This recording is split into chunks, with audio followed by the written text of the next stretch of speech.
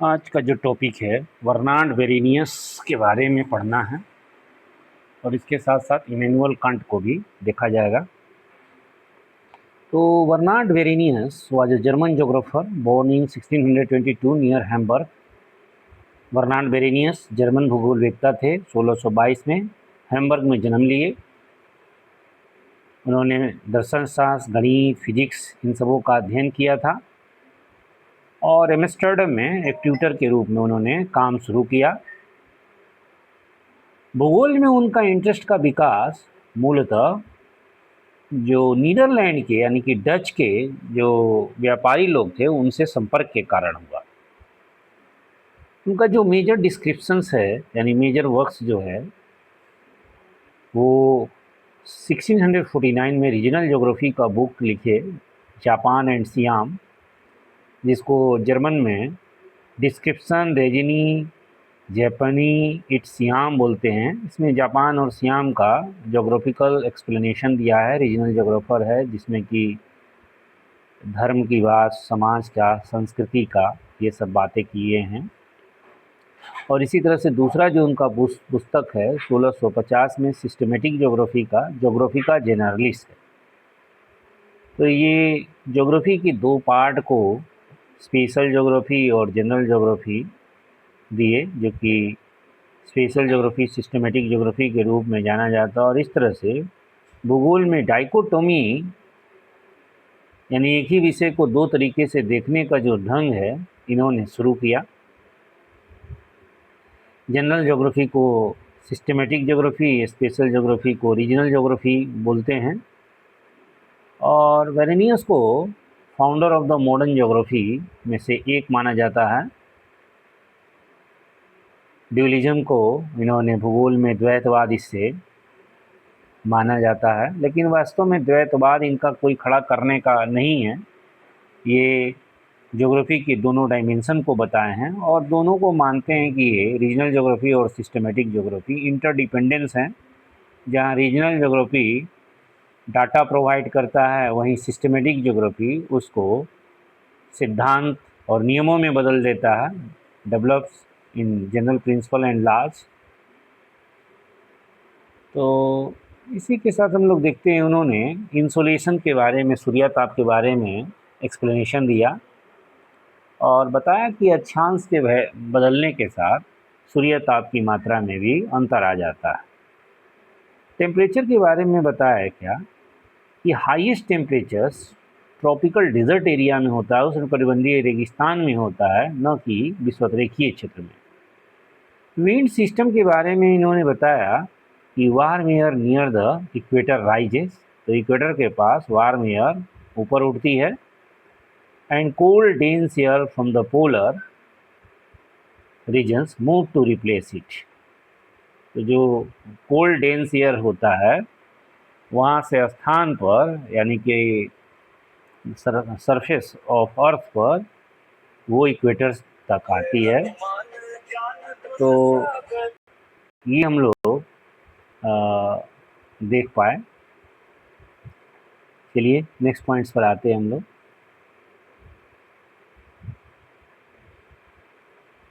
तो wind system के बारे में हम लोग जाने, बेरेनियस के बारे में जान लिए।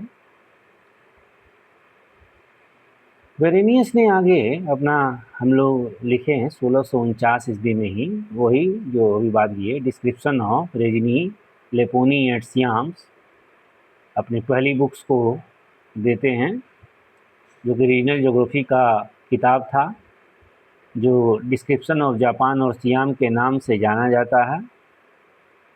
और मूलतः यह डच ट्रेडर्स के दिए गए इंफॉर्मेशन पर आधारित है। तो ये जो बुक्स है इसमें क्या कंटेंट्स थे इस पर जब हम लोग ध्यान दें तो डिस्क्रिप्शन ऑफ जापान है, जापान का वर्णन है, और डिस्क्रिप्शन ऑफ सियाम, तो थाईलैंड के बारे में भी वर्णन दिया है, ट्रांसलेटेड इनटू लैटिन, बाद में ट्रांसलेट इनटू लैटिन में भी हुआ। Information of the religions of Japan, Japan के धर्म के बारे में यहाँ सूचना मिलेगी। Notes on the religion of Africa, Africa के धर्म पर भी इसमें चर्चा है। A short essay on the government places and peoples। तो सरकार, स्थान और लोगों पर इसमें शॉर्ट एसेज भी मिलेगा। तो ये 5 इसके सब्जेक्ट मटेरियल हैं इस बुक्स के।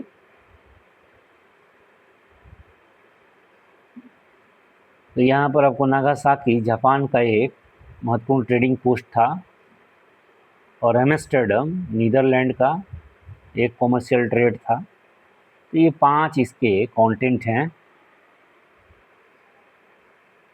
This book is considered the Varenius first major regional geographical work. तो जोग्राफी ऑफ जापान और सियाम इनका first major regional geography books है, जिसमें प्लेसेस, पीपल, रिलीजन, गवर्नेंस, इन सबों का जानकारी एक साथ दिया गया है, स्थान, लोग, धर्म और सरकार के बीच में। तो अभी हम लोग देखें कि अफ्रीका के धर्म के बारे में, जापान के धर्म के बारे में, थाईलैंड का जोग्राफ़ी, जापान का जोग्राफ़ी, ये सब दिया गया है। और गवर्नमेंट प्लेस और लोगों के बीच के बारे में एक शॉर्ट ऐसे भी लिखा गया। अब हम लोग आते हैं general geography.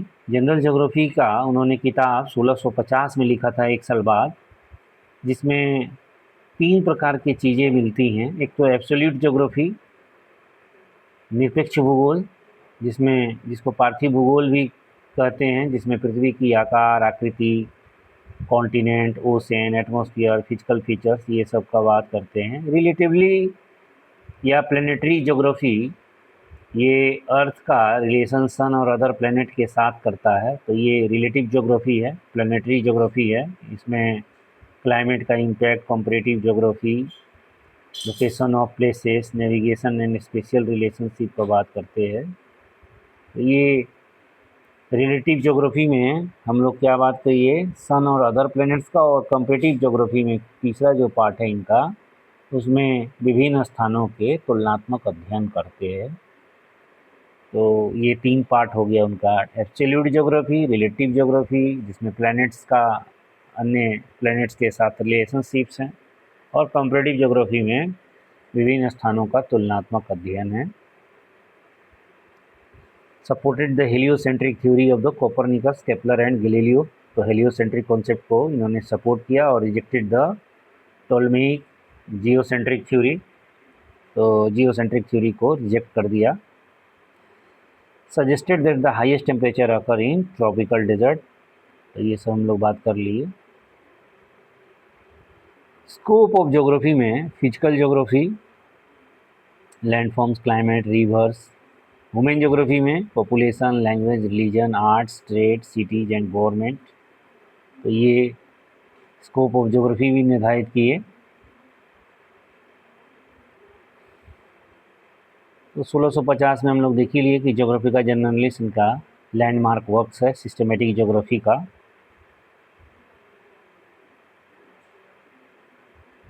Berenius combined the 3 branches of geography, general geography, mathematical geography और physical geography. He also emphasized chorology, the science of space, which study the distribution of places and regions, स्थान और प्रदेश के वितरण का अध्ययन करता है। तो कोरोलॉजी के रूप में भी इन्होंने आइडेंटिफाई किया था।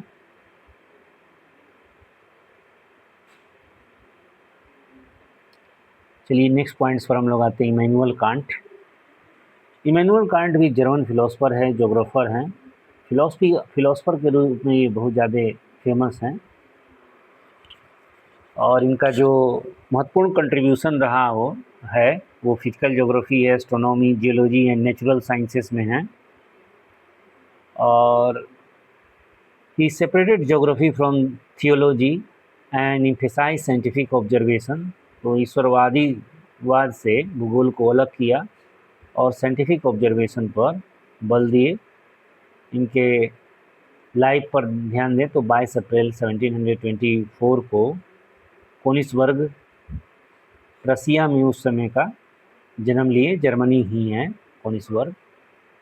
Came from the modest family, तो सामान्य फैमिली से थे। कोनिग्सबर्ग यूनिवर्सिटी में पढ़े और वहाँ प्रोफेसर भी बने। Never travelled from his home town about 16 kilometre. तो आर्म चेयर जोग्राफर कहलाते हैं। कहीं ये बहुत ज़्यादा ट्रैवलिंग वगैरह नहीं किए जैसे कि अन्य लोग किए। Interested in philosophy, mathematics and natural science, इसमें ये थे। Work as a private tutor, अपना करियर स्टार्ट किए यहाँ से 1746 से 1755 में प्राइवेट ट्यूटर के रूप में। पीएचडी 1755 में कंप्लीट हुआ। बिकम अ लेक्चरर, 1770 में प्रोफेसर बन गए। लेटर रेक्टर 1786 में यूनिवर्सिटी ऑफ कॉनिवर्स में रेक्टर बन गए प्रोफेसर के ऊपर। Taught philosophy, physics, mathematics, anthropology, physical geography. Major जो ज्योग्राफिकल उनका कंट्रीब्यूशंस है उसमें फिजिकल ज्योग्राफी को उन्होंने एक इंडिपेंडेंट साइंटिफिक डिसिप्लिन के रूप में डिवाइड किया। और ज्योग्राफिकल इन्फॉर्मेशन अपने लेक्चर में बहुत सारे सोर्सेज से उन्होंने लिया, जैसे कि फिजिकल ज्योग्राफी है, पॉलिटिकल ज्योग्राफी है, commercial geography, regional geography, theological geography. आगे हम लोग देखेंगे। अंकुंडिंगोंग में उन्होंने ज्योग्राफी के 5 पार्ट दिखाए हैं। अच्छा, भूगोल में उनकी जो मेन रुचि है वो नॉलेज की क्लासिफिकेशन के चलते हुआ था, उस पर भी हम लोग आएंगे। तो उनका जो मेजर कंट्रीब्यूशंस देखा जाए तो general natural history and theology of haven 1755 में आ गया। क्रिटिक ऑफ प्योर रीजन, जो कि सबसे शानदार वर्क इसको माना जाता है, 1781 में आया। Critique of judgement 1790। Anthropology from pragmatic point of view 1798। Opus postumum, ये published after his death. Delivered he lecture in 1796। तो ये सब इम्पोर्टेंट उनके काम हैं। तो फिजिकल ज्योग्राफी का वो आधुनिक दार्शनिक और अग्रदूत माने जाते हैं, दर्शन के फादर माने जाते हैं, फादर ऑफ मॉडर्न फिलोसफी, और Pioneer in physical geography, physical geography के अग्रदूत माने जाते हैं। ज्योग्राफी को थियोलॉजी से अलग किए, अभी हम लोगों ने बात किया। और promoted scientific and systematic approach to the geographical study. तो influence later geographer such as Alexander von Humboldt. Alexander von Humboldt इनसे काफ़ी प्रभावित थे। तो ज्योग्राफी को उन्होंने क्या विचार दिया ज्योग्राफी पर? ज्योग्राफी ये एंथ्रोपोसेंट्रिक यानी कि ह्यूमन सेंट्रिक सब्जेक्ट है। It study the relationship between the humans and natural environment. मानव पर पर्यावरण के प्रभाव को दिखाने वाला विषय माने। Geography provide the empirical foundation for understanding the world. World को समझने के लिए एक अनुभवात्मक नींव रखता है। अब क्लासिफिकेशन ऑफ नॉलेज, अभी हम लोगों ने बात किया था कि कांट का सबसे बड़ा कंट्रीब्यूशन भूगोल में उनका इंटरेस्ट होने का मुख्य वजह जो है वो नॉलेज का क्लासिफिकेशन ही है। उन्होंने नॉलेज को 2 प्रकार का माना, एक है लॉजिकल क्लासिफिकेशन, एक है फैक्चुअल या फिजिकल क्लासिफिकेशंस। तो जो लॉजिकल क्लासिफिकेशन है वो मॉर्फोलॉजिकल सिमिलरिटीज उसमें देखी जाती है। It led to the development of systematic sciences. Systematic science के रूप में ये लॉजिकल साइंस होता है। जियोलॉजी का, जियोलॉजी का, सोशियोलॉजी का, इकोनॉमिक्स, फिजिक्स, ये सब लॉजिकल सब्जेक्ट्स है। वहीं फिजिकल क्लासिफिकेशन या फैक्चुअल में एक होता है क्रोनोलॉजी अप्रोच और एक होता है कोरोलॉजी अप्रोच। क्रोनोलॉजी में टाइम पीरियड को देखा जाता है, कोरोलॉजी में क्षेत्र को देखा जाता है। क्षेत्र के अध्ययन के आधार पर भी देखें तो 2 प्रकार का होता है। एक अर्थ सरफेस का स्टडी ज्योग्राफी करता है कोरोलॉजी में, और एक जो हेवनली बॉडी का स्टडी एस्ट्रोनॉमी करता है, वो भी एक कोरोलॉजिकल स्टडी ही है। इसी तरह से क्रोनोलॉजिकल अप्रोच में भी 2 प्रकार का उपागम है। एक मैन काइंड का हिस्ट्री पढ़ता है, जिसको मानव का इतिहास को ही इतिहास हम लोग हिस्ट्री में देखते हैं, जबकि अर्थ का हिस्ट्री को जियोलॉजी में देखा जाता है। तो वो क्रोनोलॉजी का भी, क्रोनोलॉजी अप्रोच से भी 2 सब्जेक्ट निकल के आया है, एक जियोलॉजी और एक हिस्ट्री।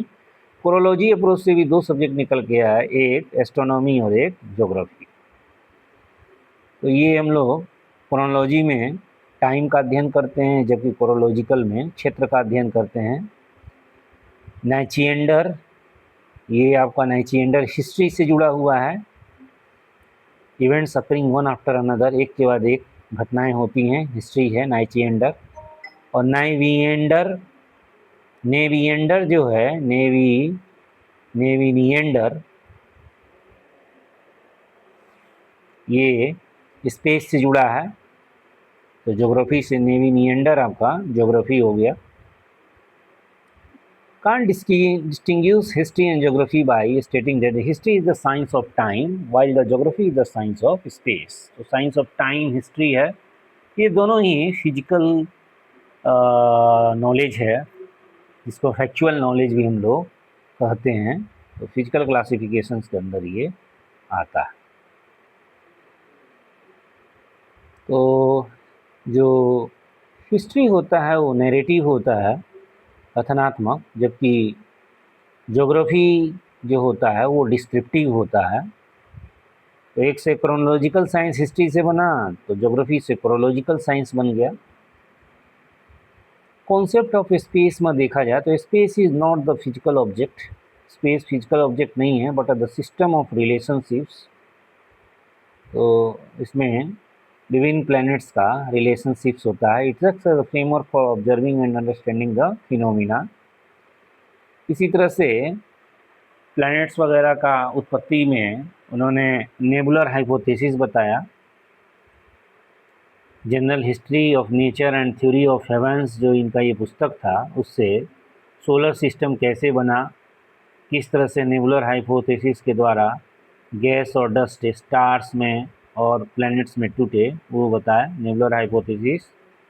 इनमें उनका फेमस स्टेटमेंट भी है, तुम मुझे पदार्थ दो मैं उसे पृथ्वी बना दूंगा। इसी तरह से नॉलेज में आपको दो प्रकार का नॉलेज, थ्योरी ऑफ नॉलेज में प्योर रीजन्स, लॉजिक, और sensitive experience, observations.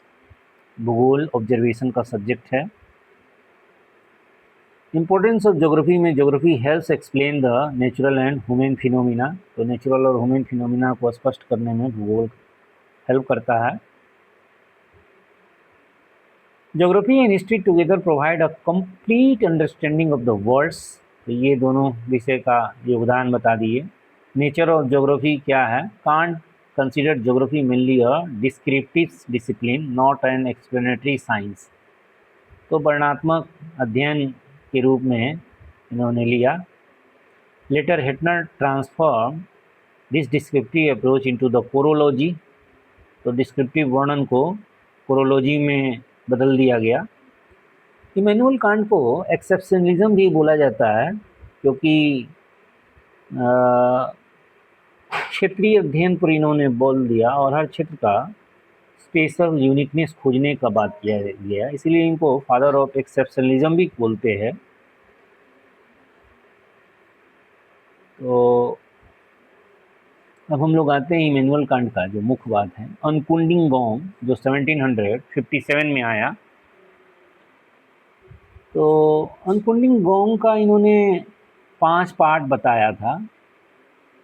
Moral geography, इसमें मैथमेटिकल ज्योग्राफी सबसे पहले, जिसमें कि स्फेरिकल बॉडी का अध्ययन करते हैं, अर्थ को स्फेरिकल बॉडी मानते हैं, उसमें size, shape, imaginary circle, latitude, longitude, ये सब मैथमेटिकल ज्योग्राफी में आता है। मोरल ज्योग्राफी में custom, tradition, culture, human behaviour, इन सबों का देखा जाता है। और मोरल ज्योग्राफी में देखा जाता है कि कैसे पर्यावरण लोगों के कैरेक्टर्स को इन्फ्लुएंस कर रहा है, प्रभावित कर रहा है। तो human behaviour, culture, tradition, custom, ये सब मोरल ज्योग्राफी में आता है। पॉलिटिकल ज्योग्राफी में ये तीसरा पार्ट है अनकुंडिंग गोंग का, उसमें स्टेट्स के बारे में, रिलेशनशिप्स में अध्ययन, स्टेट्स के रिलेशनशिप, ह्यूमन के रिलेशनशिप वगैरह देखते हैं पर्यावरण के बारे में। इसी तरह से चौथा जो पार्ट है कॉमर्शियल ज्योग्राफी है, वो ट्रेड से रिलेटेड है, इंटरनेशनल कॉमर्स का बात किया जाता है। थियोलॉजिकल ज्योग्राफी में रीजन और ज्योग्राफिकल इन्वायरमेंट के रिलेशनशिप का बात किया जाता है। तो धर्म का बात यहाँ पर है, धर्म और भौगोलिक पर्यावरण का प्रभाव। तो ये पांचों पार्ट कांट का, अनकुंडिंग गोंग का, ये 5 पार्ट है। Commercial geography, theological geography, political geography, moral geography और मैथमेटिकल ज्योग्राफी। फिजिकल ज्योग्राफी को इन्होंने इंडिपेंडेंट ज्योग्राफी बताया। तो इंडिपेंडेंटली फिजिकल ज्योग्राफी को बताया कि इसमें लैंडफॉर्म, ओशन, इन सबों का अध्ययन किया जाता है। Consider geography and the educational science. Introduce the idea of geography as chorology, geography को कोरोलॉजी के रूप में आगे वर्णन किए, और यही कारण है कि उनको फादर ऑफ एक्सेप्शनलिज्म कहा जाएगा, because he oppose the broad generalisation and emphasise the study of unique. तो यूनिकनेस पर, प्लेस के और घटनाओं के यूनिकनेस के अध्ययन पर बल देंगे, इसीलिए इनको फादर ऑफ एक्सेप्शनलिज्म कहा जाएगा। ये एक्सेप्शनलिज्म का भी बात में हम लोग को ध्यान देना है। In the 19th century Germany, his idea inspired neo Kantisms, उनका विचार नियो कांटिज़म से रिलेटेड किया गया है। Neo Kantism distinguish between the natural science और हिस्टोरिकल और कल्चरल साइंस। तो नियो कांटिज़म ये नेचुरल साइंस और हिस्टोरिकल और कल्चरल साइंस में अंतर करता है। नेचुरल साइंस में ऑब्जर्वेबल्स ऑब्जेक्ट्स का अध्ययन किया जाता है और फिनोमिना का व्याख्या करते हैं, जबकि इसमें कल्चरल में human ideas, cultural history require understanding rather than the explanations. तो एक्सप्लेनेशन की जगह उसको समझने पर बल दिया जाता है। This created dualism in geography, और इससे नेचुरल साइंस और ह्यूमन कल्चर को अलग करने से भूगोल में ड्यूलिज्म आ गया। एक जो विचार है नोमोथेटिक्स, जो कि लॉ और प्रिंसिपल बनाने पर बात करता है, नेचुरल साइंस की तरह व्यवहार करता है। दूसरा आइडियोग्राफिक अप्रोचेज, जो कि यूनिक कैरेक्टरिस्टिक्स को ढूंढता है। तो ये जो इनके नियो कांटिज़म्स में नेचुरल साइंस और हिस्टोरिकल और कल्चरल साइंस की जो बात की गई, इससे भूगोल में नोमोथेटिक और आइडियोग्राफिक दो प्रकार के अप्रोच आ जा रहे हैं। जो एक कि नोमोथेटिक आपका सिद्धांत निर्माण और विधि बनाने पर फोकस कर रहा है, वहीं आइडियोग्राफिक वर्णनात्मक डिस्क्रिप्टिव जो स्टडी है वो यूनिकनेस पर बल दे रहा है। तो ये सब हम लोग देख लिए। अब नेक्स्ट पॉइंट है shifting views points in the second half of the 19th century. तो 19वीं शताब्दी के हाफ से कैसे भूगोल में परिवर्तन आया है, ये एक अलग टॉपिक हो गया। हालांकि इसी चैप्टर में लिखा है, geography shifted from the descriptive to the scientific. वर्णनात्मक से वैज्ञानिक बना, एंड एनालिटिकल हो गया, विश्लेषणात्मक हो गया। डेवलपमेंट ऑफ द सिस्टमेटिक और रीजनल ज्योग्राफी का इस टाइम में विकास हुआ 19वीं शताब्दी के हाफ से, यानी 1850 के बाद। Rise of physical geography and regional studies.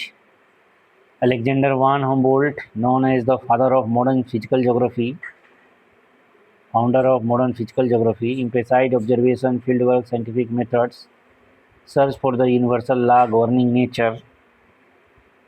Call Ritter focus on the regional geography पर बल दिए।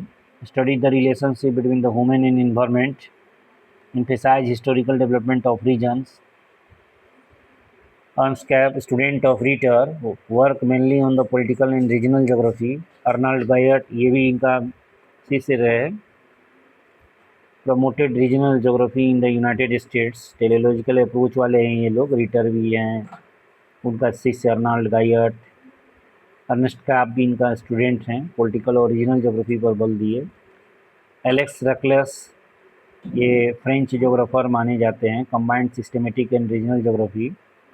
लाटेरे इनका सिस्टमेटिक ज्योग्राफी था, जिसमें अर्थ के बारे में एक्सप्लेनेशन है। नोविले ज्योग्राफी यूनिवर्सले, जो वहीं पर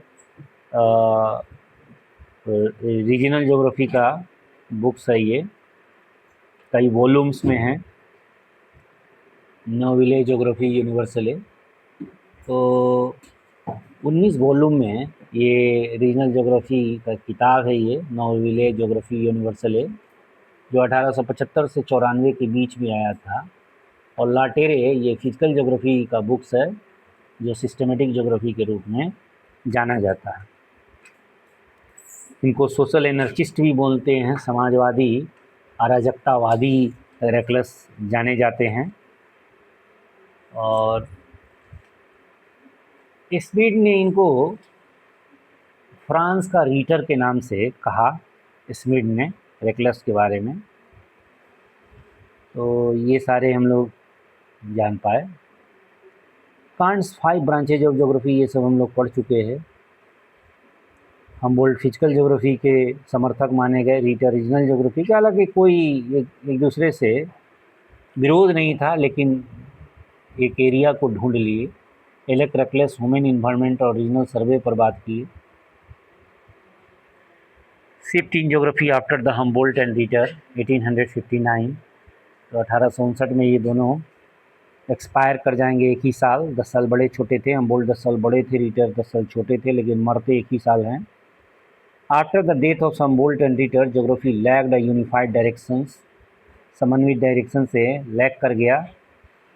और उस समय के जो दिग्गज लोग थे ज्योग्राफी को स्प्लिट कर दिए into the physical geography and human geography,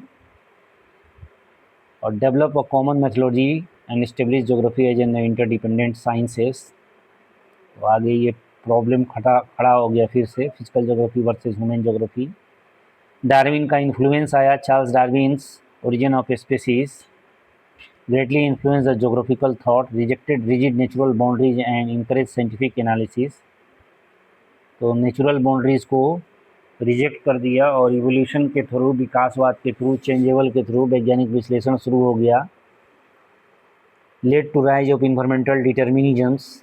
तो इन्वायरमेंटल डिटर्मिनिज्म आ गया, जो कि फ्रेडरिक रेडजल ने इस पर ज़बरदस्त काम किए अपने एंथ्रोपोजियोग्राफी पार्ट 1 में। Human culture and history are strongly shaped by the physical environment. Similar environment produce similar way of life। लेबनश्रम का कॉन्सेप्ट आ जाएगा, जीवित राज्य का। जेमोर्फोलॉजी में डेविस का हम लोग देखेंगे कि डेविस ने cycle of erosion, geographical cycle दे दिया। इस तरह से इस पीरियड्स को हम लोग इस पीरियड का नाम है जियोलॉजिफिकेशंस पीरियड ऑफ ज्योग्राफी। तो भूगोल का जो ये अवधि है जियोलॉजिफिकेशंस कहलाता है, जियोलॉजिफिकेशंस। इसी तरह से इसी सैंपल हैं इन्वायरमेंटल डिटर्मिनिज्म का supporter. Influence of geographical environment 1911 में लिखे। Man is the product of earth surface. Possibilisms आया इसी के अगेंस्ट में, और एंथ्रोपोजियोग्राफी पार्ट 2 से ये पॉसिबिलिज्म आया था। ल्यूसियन फेब्रे इसके बहुत बड़े टर्म भी दिए थे। पॉसिबिलिज्म वर्ड्स इन्होंने ही दिया था और बताया कि there are no necessities but everywhere possibility. Man is the master of this possibility is जज ऑफ देयर यूज। तो मानव को यहाँ पर एक्टिव एजेंट मान लिया गया। विडाल डी ला ब्लास ने लाइफ स्टाइल सारी दवी का कॉन्सेप्ट दिया। पेज छोटे छोटे एरियाज़ का अपना एक लाइफ स्टाइल्स होता है, पेज छोटे क्षेत्र को कहते हैं। इस तरह से जर्मन स्कूल्स में पेस्चल, रिक्टोफन, पेंक हैं जो कि फिजिकल ज्योग्राफी पर ज़्यादा बल दिए। फ्रेंच स्कूल में विडाल डी लाब्लास, फेब्रे, ये लोग ह्यूमन ज्योग्राफी पर बल दिया। तो इस तरह से हम लोग एक 1850 के बाद भूगोल का क्या रूट है ये सब देख पाए। तो इस तरह से ये चैप्टर हम लोग का कंप्लीट हो गया। Thank you.